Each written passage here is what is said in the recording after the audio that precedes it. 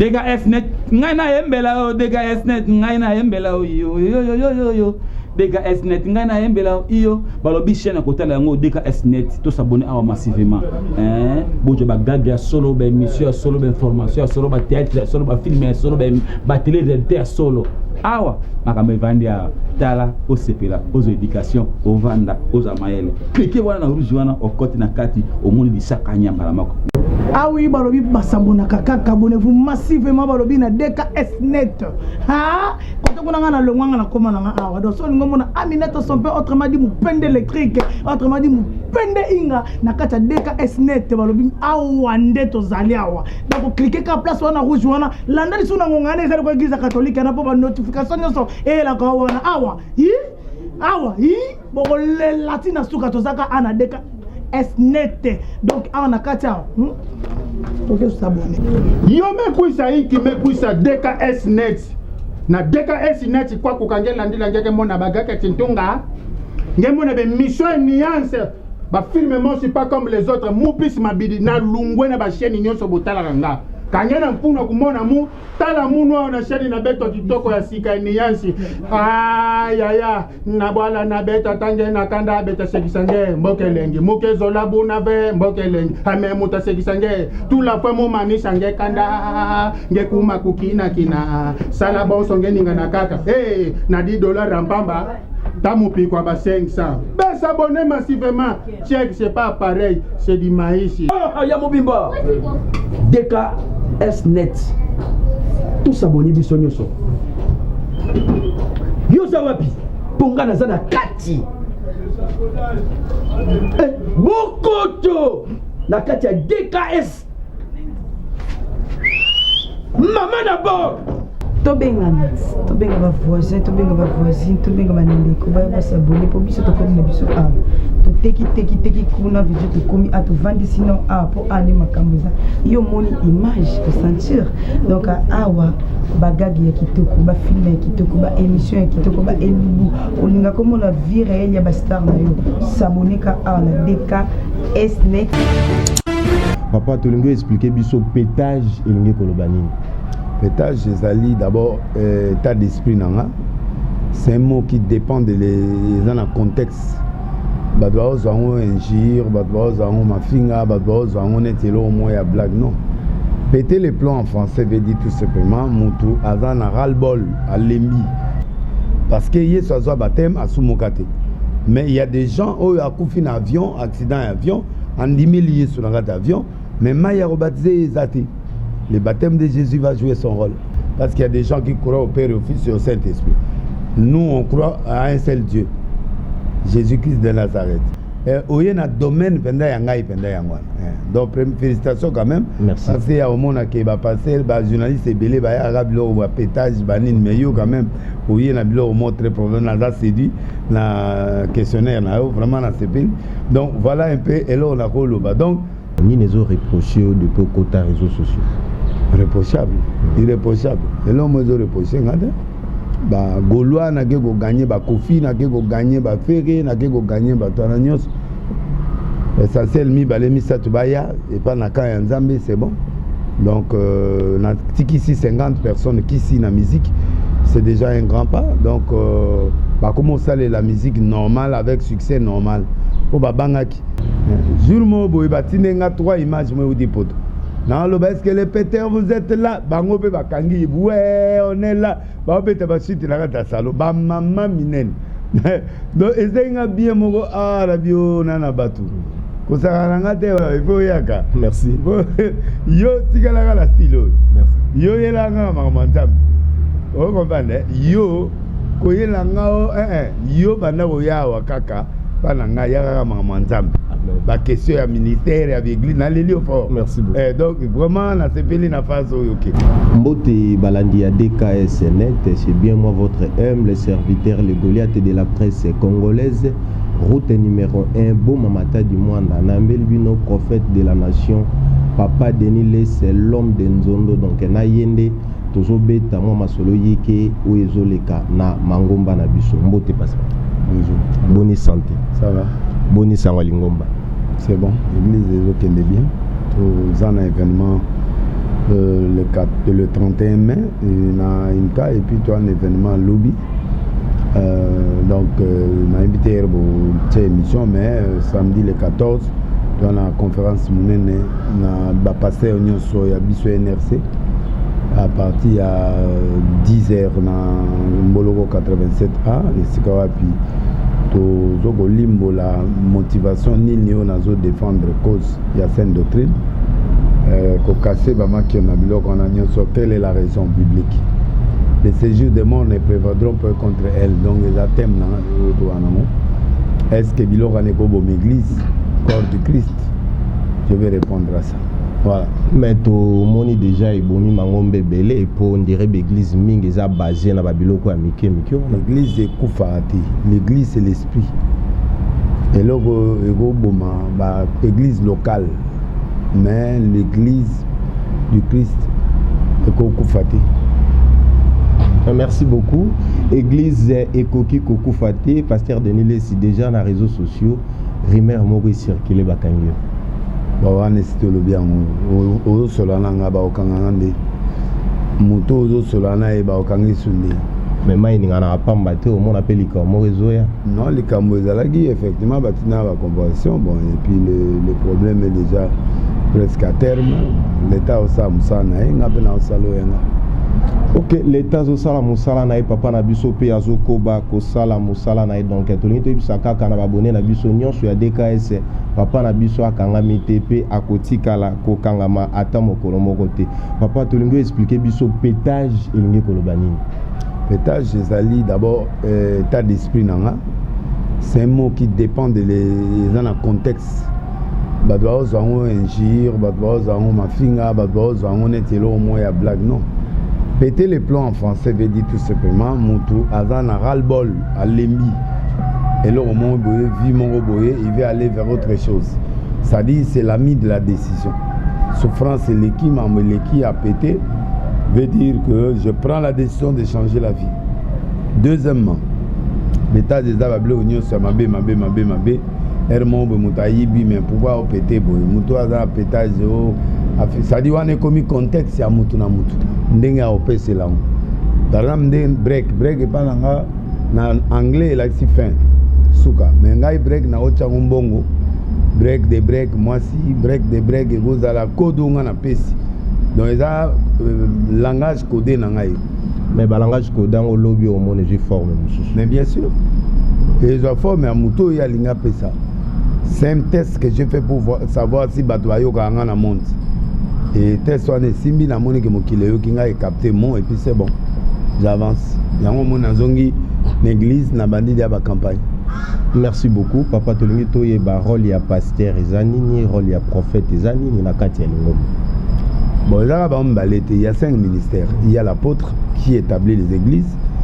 Il y a le pasteur qui paie les brebis.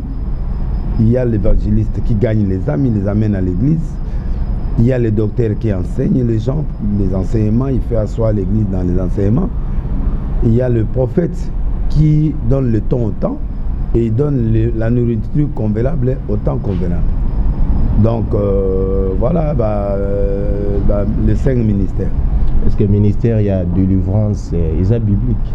Non, délivrance c'est l'homme.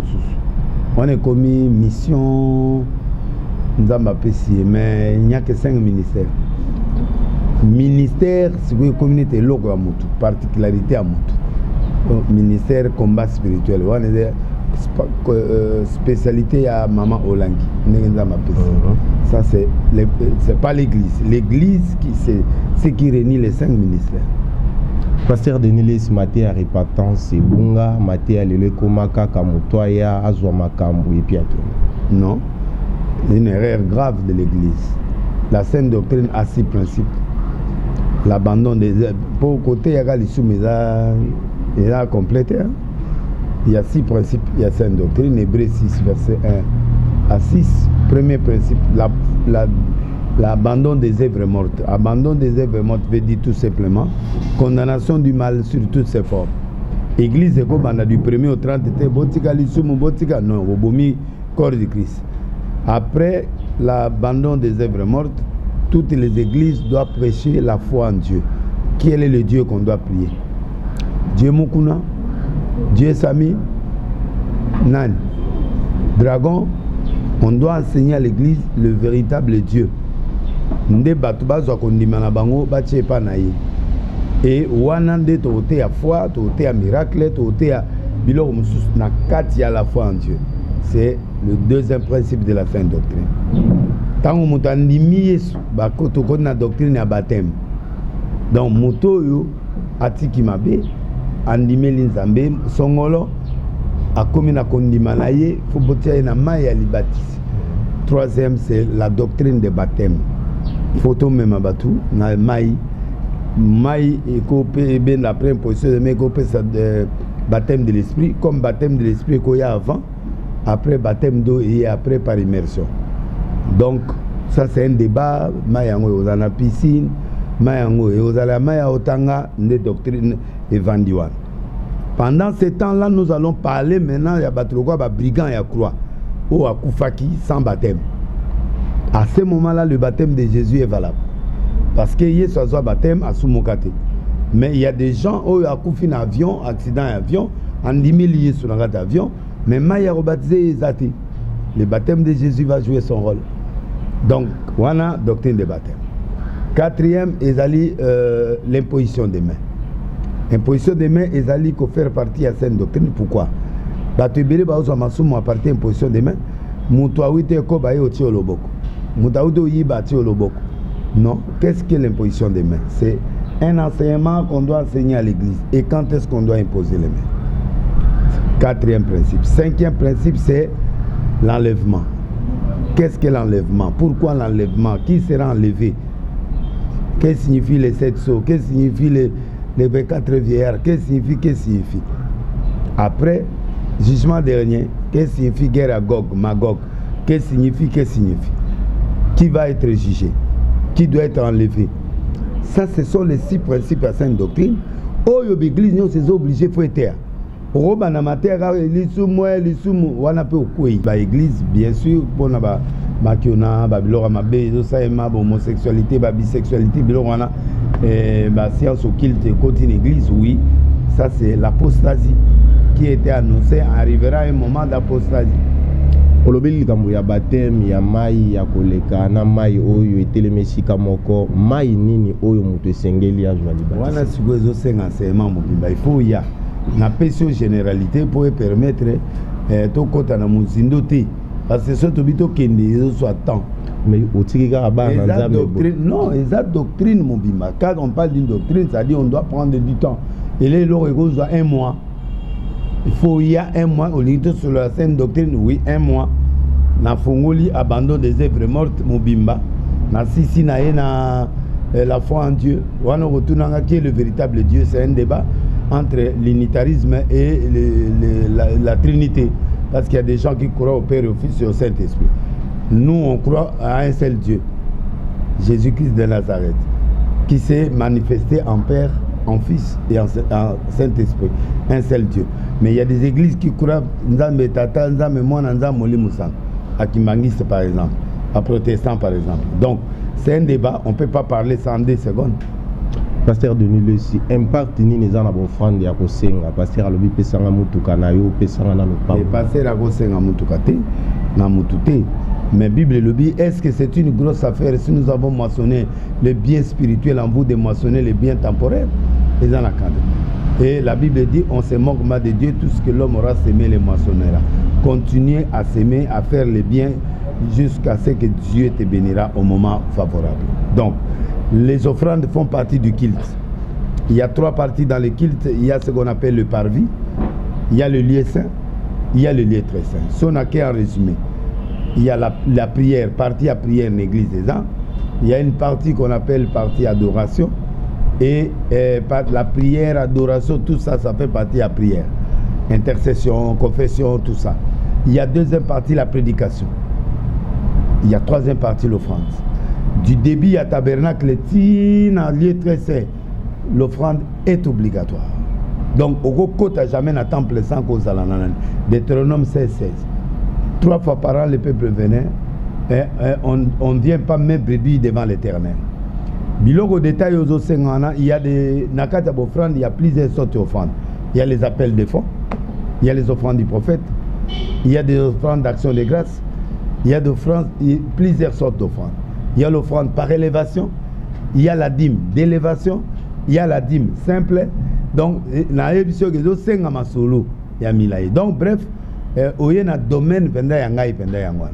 Donc félicitations quand même. Merci. Parce qu'il y a au monde qui va passer, les journalistes belé ba arabe lo wa pétage banine mais yo quand même où il y a un mot très profond dans séduit na questionnaire na vraiment na sepin.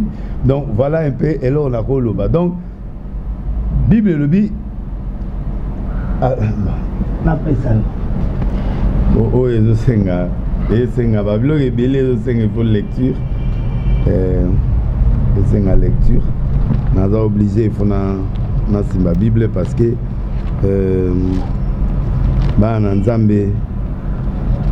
faut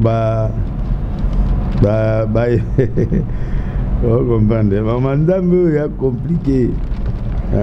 Il a compliqué ma casse. Nous avons 1 Corinthiens 9 verset 11. Vous avez la Bible? Bon, si nous avons sémé, verset 11, parmi vous le bien spirituel, est-ce une grosse affaire si nous moissonnons vos biens temporaires? Si d'autres gisent de ces droits sur vous, n'est-ce pas plutôt à nous d'injure? Mais nous n'avons point usé de ces droits, au contraire, nous souffrons tout afin de ne pas créer d'obstacles à l'évangile. Ne savez-vous pas que ceux qui remplissent les fonctions sacrées sont nourris par les temples? Ceux qui servent à l'autel mangent à l'autel. Donc, Nebizo Abo. Toi, temple, mbongo to liaka yangwa. To liaka wana, to melaka wana, donc makamona bisuka wana. Pour tout s'aimer, yo za la démon, par exemple, à sorcellerie na délivrer. Vous avez célibataire, au bout de na bout si au moins, ce n'est pas un hôpital, ba opé so compte. Na prier cancer na we longwe. Cancer est na qui cité. Ce va léo ba test, au fout à combien? Est-ce que si tu me donnes ta voiture, au bénir nga? Est-ce une grosse affaire? Non. Ça c'est une... Non. On force pas. Oui, l'appel des fonds, on peut faire l'appel des fonds qui peut donner. Même d'acoup, voiture, si tu en as, donne la clé. Et ça, les sous-motés. C'est biblique. Dans Exode 25, nous avons Pau d'Autriche, dans le désert. Nous avons famblé. Nous exigence que le peuple dans le désert a coupé sa route. On s'en comprend. Galate, na ozongelo. Bato baza so ba yoki makambo na biso na ba conserve ofuta $100 na ville wana. Ba pesa minoni. Concert VIP $100. Après OK pétage. Yebisanga siko. Na oyo ye na nzambo semi wapi ya bien. Bino, mambo komona makambo na mboko. Zela. Là, il a ouvert la parole. Galates 6:6. N'entendez-le. Galates 6:6, c'est le Bible. Que celui à qui l'on enseigne la parole fasse part de douce et bien à celui qui l'enseigne. On m'a dit aux gens, soit mon diminuant, on a encore sur l'évangile, on a le droit de faire des choses. Attends, on a vélo, attends, moteur, on a rien. Yango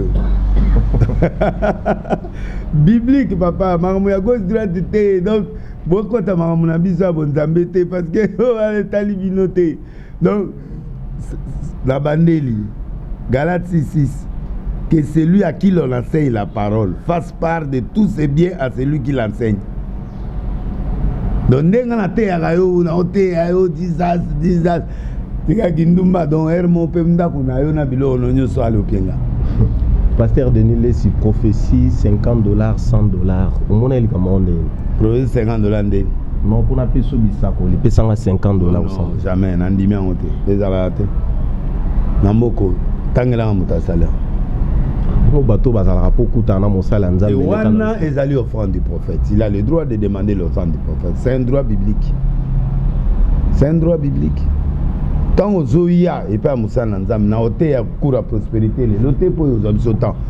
Mais Moutounion soit Zoya et pas Moussa Nanzam, il faut y ba déjà que deux autres qui n'ont il faut bénir. Na yamba ba maman moko na table.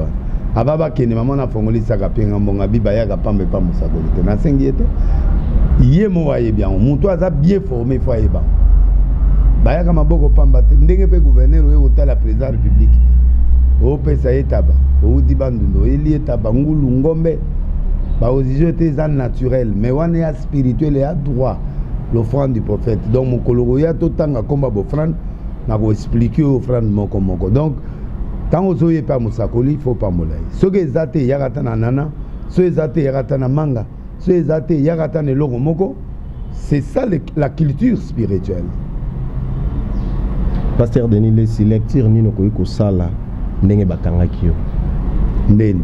Bo yesu bakanga ete. Mais lecture faut ezalaki. Lecture ezate ezaka ba combat parce que nde to abo tozo dénoncer Batou, tozo dénoncer Mboka, tozo dénoncer la politique. Moi je suis un prophète. Donc tant que mon est mécontent, il a le pouvoir, qu'est-ce qu'il peut faire? Il me balance. Mais na confité na bimi. Deux fois déjà koti boloko pasteur Denis Lesi. Musala ya Nzambe Paul bakota boloko. Muto akota boloko te aza serviteur de Dieu. Pour la Bible déclare c'est qu'on doit provoquer monde à ténèbres. Il faut monde à ténèbres ah ngana bandi bambango parce que na bazi ko condamner ba homosexualité. Et ça ba sujet mo ba simba te. Passer à cause de la bimana ministre mo bo to bimana mokonzi mo bo aza pe homosexuel. Homosexualité ya kobata mate ya kobota mate mais ya ba science occulte. Arrêtez-moi de laisser il m'infilte pour ces choses là que je suis homosexuel. Adam atangi comme on a été. Ba obenga magistrat ba moko boya le boya chercher-moi de laisser. Ba lugilo moi le kama moke oketi. Mais les sons ezate na ba boloko nyonso. Les sons nyonso na ba boloko ya ligaka ke boloko etanga minga pona mutu nyonso. Pona mutu yo oza tetu wa mutu lo ba vérité. Oza mutu ya ko attaquer ya ko dénoncer place no ezana boloko. Parce que na ko da boloko te fona vanda nye. Na ko da na arsi Jésus est vivant na zongi ndako na le fufu na lali. Omona boy olobate ngana zo analyser politique. Mukonzi mo ba ko sepela na point de vue na ngate a okanisanga. Elo kezaka oui, il faut trouver des mots justes pour na oloba. Mais des mots justes on va trouver en so mutana na okanelo kaka memoka. Donc elo de aliga Congo linga vérité te. Pasteur Denis Lesi, on sala nzamba za moto il faut azala irréprochable. Ni nezo reprocher depuis côté réseaux sociaux. Reprochable, irréprochable. Elo mo zo reprocher ngade. Na sa boulot nga, ngana archi de Noé, na ke ko gagner ba Peter, na ke ko gagner ba Warrior, na ke ko gagner ba Gaulois, na ke ko gagner ba Kofi, na ke ko gagner ba Ferré, na ke ko gagner ba Tananyos. Essentiel mi balé mi satubaya et pas na ka Nzambe, c'est bon. Donc na tiki ici 50 personnes qui ici na musique, c'est déjà un grand pas. Donc bah comment ça la musique normale avec succès normal. Au babangaki. Bon, on a prouvé bah on que Nzambe peut avoir un succès. Bon, na katia art, bah nous sommes pas comprendre ngate mais j'ai fait mon travail.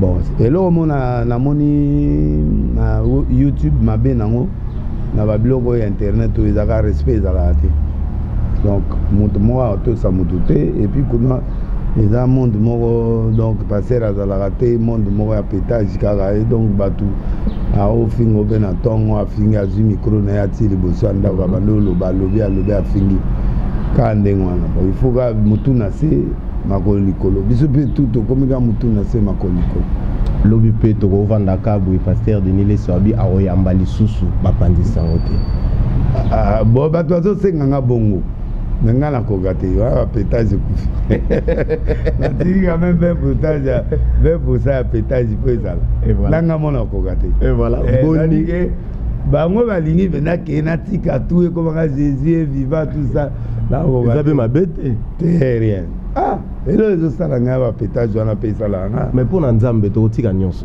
te Nzambe bon pétage ali sum nga na osa émission na yo nazo analyser nazo prévenir ba kofi ba toi na nyonso que fait attention il y aura ça et là ma bête nazo abekra prophétique na politique na loba caméra obima abimiti et ça les bateaux souffwa mais amundi minangate et abilo bsuzo na bi léopard au gagné na moni léopard maté avion et pesi mon con ba otala sima na pesa écran ba boudé ba pesi ba dingwe mbongo ti ba le au félé suka to gagné écran prophétique na sagola ba comédien ba okufa na koti domaine nyos ba tubusu ba ye église ba bangi Nzambe a partir prophétie na bi après fille on a 10 personnes ba compter maintenant 10 na politique bomona boy bilo naza prophète à nation na limite te na côté internet pour na tikela bino ngote ngabe na mutu na côté libino na kata pétage jour mo boy batine nga 3 images moi ou des potes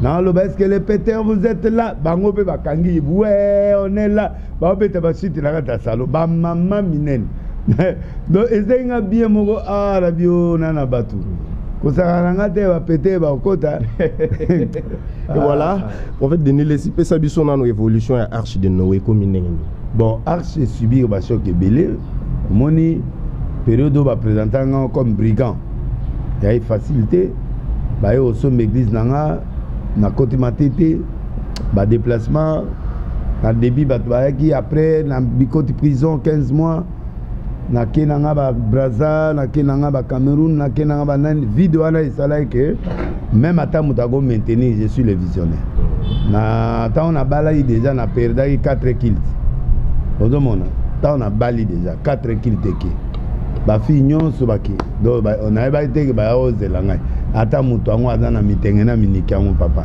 na obala combien de batu na église moko à côté lenga na podium benda ebisinga bi denile so bali ngabi natuni poani nabi na tira go motema makasi natuni bo yope banda kala za courage c'était pour ebsanga te tamtuna na reporter mariage pona yo bon moi sikito tout ça bon a ele $10,000 yango na pesio bakiti na sombi salon à manger biloko tu yango bazai so 30 famille mon babalu parle ba 30 tala bakar liban bakenda analyse no go sala ndenge basi nyonso na mangomba bakoma otalaka basala nzambe soki mosala nzambe a célibataire c'est leur droit toi ba star petit star eza étoile yo azinde toi boy toi bakoba toi be batu toi pe besoin ya fille ya kitoko toi pe besoin ko bala wana batebele ba bala na pauvreté tango moni ba komosala repressage abala mwasi ka alingaka ye mwasi wana yelaka ba fufu na ba permanence mwasi wana yelo ba $100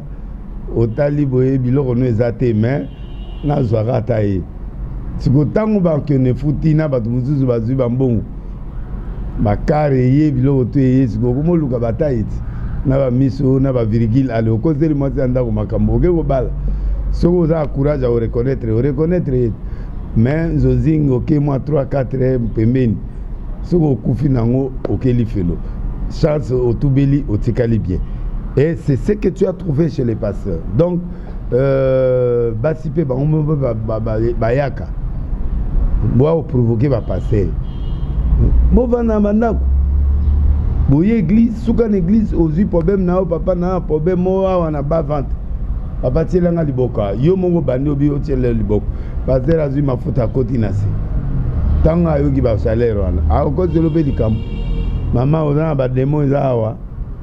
Souka fona tongola yo. Le pasteur de l'église. Bible les bateaux résister à la tentation, céder à la tentation de Komili-Sumu. Mais pourquoi Motokutani na likamoro songolo? À part Yesu a longue tentation. Mais mon père, Jésus peut à facha. Mon père aller là parce qu'il y a une humain. À maudissant c'était mon beau, c'était une période de figue. Figue et bota na période d'anate mais Yesu a une aposalia. À maudire ngo na lo la peine à expliquer parce que ayebi très bien que nous étions en Kobota na Erwana te mais azan Zambé. Comme Zambé a besoin d'offrande il faut pia, a besoin de il faut pia. So ça gagne même lui fait le suko san. Mais place on appelle Jésus peut ça aime bien parce que à maudire, il voulait seulement dire aux gens que ngai na souverain. O ngana reposa il faut pia. So piété au kaoka. Mettez-moi les preuves par des 10 mes offrandes si je n'ouvre pas. Donc Nzambe a la suprématie. À part Nzambe, tout le monde est faillible. Papa, il y a aucune tentation qui est au-delà de vos forces. Comme les caméramans, na pesé bandako nyonso na ngwata 15. Na pesé ba voiture nyonso na ba compte na ya France partout na ba relation ya ba président ya ba mikontu na pesé à côté. Na ba break ba na ba konzi ya na ngana yebi. Oyo ba kitoko ba journaliste lokola ba iso koko bango tout. Na pesé petit oyo. Na mbongo à liquide 1 mois akufa na sida 1 mois benda akufa et ali kama tentation te ça dit bilo muso bato ba critiquer biso ezaka pour ba comprendre te comme na place à mutwana na pesio Abedachur na pesio bato o comme ape oh Seigneur Abedachur nzamba lobi biloko na yo eza mabe voiture okufa nango apesio ça dit nano komi na tentation biso de comité. Alors c'est vrai il y a aucune tentation qui est au-delà de nos forces mais c'est moto na za na capacité à résister. En fait dans les comme na biso na suka lo biso ko komi mokonzi ya mboka oyo nini ko ko sala po ba congolais ba se retrouver. D'abord social. Il faut d'abord nzela kututé ata ba oloba nzela po biloko ya ko bongisa na social ya peuple ko bongisa banzela wana ko bongisa classe ko bongisa santé ko bongisa transport ya peuple congolais so biloko wana evandi na Congo otikala 100 ans ba olongolote bango mo ba yo sengo penda ba na palais du peuple habite olingi tata otikala empereur na biso roi parce que ba okanisana nous peuple quand le peuple est servi le reste tout ça yango moni même l'église quand tu es bien avec des gens quand tu es social avec des gens moni pourquoi ba to alinganga pour na terre à terre je suis à proximité avec des gens magé niveau nana mais naza terre à terre nini okoki ko sala to comme na biso na suka po l'église ya mboka na biso eza na crédibilité photo zongela nzambe ya kala nzambe ya vérité totika maki ona ba fabrication totika to forcété ça dit que nzambe ba forçaka yete nzambe yo sala kaka yemo azo accompagner il est derrière sa parole pour l'accomplir yo do mo ete lo au sale matin mais mango sale donc voilà considération nini aux alaranango pour na ba presse ya mboka na la presse c'est une force sans presse na combien de l'électricité sur le la combien de l'électricité c'est bonne presse nzambe na presse pour presse neto so na obo mutata za en Éthiopie ata to sali 5 vies moko ozana kin moko ozata na Brazza moko ozata na États-Unis moko ozata esika moko mais muto ana pe ko changer histoire la vie na en une minute. La presse c'est une force. Comment au Géraka ba question est trop polémique. Mon akata pétage na yebi ko gérer. Hermo bo na pété, hermo bo na zongi normal, bon ça dépend. Comme la souka tuzaki na sengo ya koyamba prophète Denis. Merci. Yo tikala la stylo. Merci. Yo yelanga mamantam. O comprendre? Yo koyelanga o yo banda ko yawa kaka pananga yaka mamantam. La question à ministère avec l'église na leli fort. Merci beaucoup. Donc vraiment na sepeli na phase OK. La naka likolo. Hier musu bo na pesio ba panneau de la révélation na bato hier mon boto bali ba démon. 23 zali élection président Oleka mais pas politique PCA Oleka mais il y aura beaucoup de bourdonnements, beaucoup de bouts, beaucoup de discussions dans la chose et puis ça va passer. Et puis Boka et allure et vitesse mususu il y a bien et puis 2022 année mabe né na Saibino année moko banana botama na mona année ya boite alors faut battre base à la prudent faut battre base à la sincère battre base à la vraie quand tu es faux Dieu va faire des choses à la Moussa diable mutasimbi 2022 veut dire 2226 666 c'est le diable. Alors na ndingina na senga na batu envoyez DL par SMS, merci. En moins d'un mois na moni boko 150 000 abonnés. Merci beaucoup. 150 000 abonnés, c'est bon. Yo betala DL na S na SMS na numéro 42 999 pour na Vodacom. 4200 pour nos orange. Denis les prophètes. Et là on est là. Prophétie, conseil, pétage. Et là on est là. Et côté là on a téléphone et puis chaque jour on va nous consulter on va nous yokanga. Chaque jour on va nous yokanga. Chaque jour on a téléphone là. Et puis na kenanga na pesimbote na Koko Kayudi le bâtonnier. Bâtonnier à solo, vraiment c'est un homme merveilleux. Naolingati pas comme un ministre un jour, ministre de la justice. Après si moi na gouverneur ya Bandundu Dédé Moupassa. Oh le ba comme gouverneur était La Bible dit tout ce que vous demanderez en priant, croyez que vous l'avez reçu et vous le verrez s'accomplir. En fait, Suenanga, Agoma gouverneur à Kwilu. Et permettre à ça la Abong Sabiso Kwilu. Et ça l'a bien. Félicitations, Pena. Negonanga a commis gouverneur, et moi, c'est à commis gouverneur. Na Maïndombe. Marita Bola. Marita, ouais. Nzamba Pamolae. Et puis, pour le Muntu, Nzambe a transporteur, la PCP Mbote. Nati cosmétique, moi je suis à Longingaï. Moi je suis à côté de ma moto. Je suis un traitement chaque année. Mais la fille m'a dit non, je vais soigner.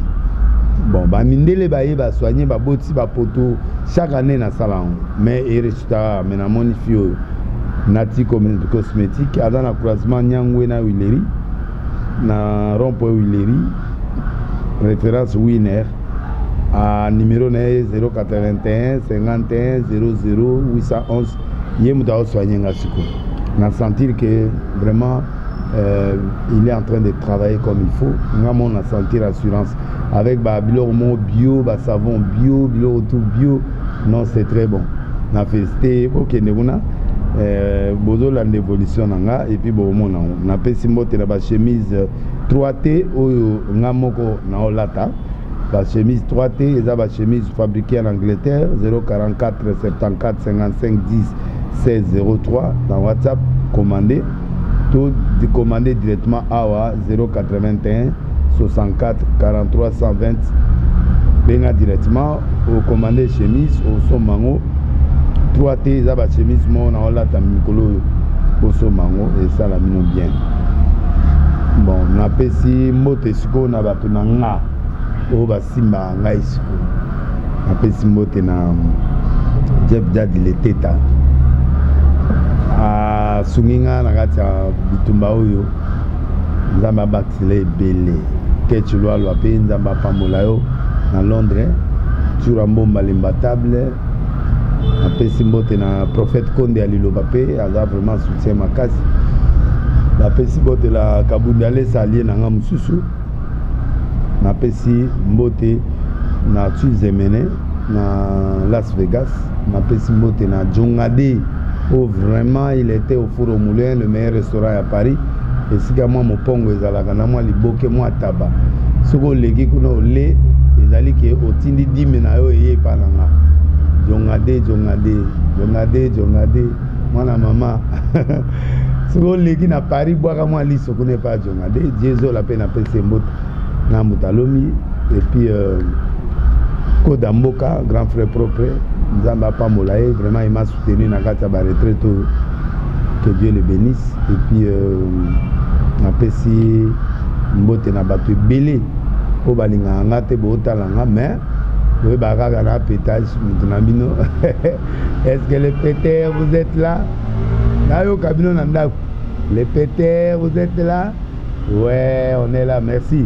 Donc on a oyoki libanga te ko fachete bisengo nzambe pe collaborateur nanga avec bisengo nzambe nzamba Pamolae toza na conférence monene lobi Mike Kalamba ekota ozala wana ba passer rebelle ba ozala wana bozala wana pour to réfléchir ensemble sur l'église du Congo na pesi mbote na ba continuer samboka ba musicien ba sangani ba laxi biso ba pesi message à Soso ou apesaki Pierre na oyo ya cheval apesaki Balamu biso basali na nzambe na bapoliticien na barace nyonso bano bapesi biso leçon unité. Tout est possible après 25 ans, tout est possible, on peut s'unir, on peut faire l'opposition mais en amour tolingani mais tosala lokwana nzambe na Pambola.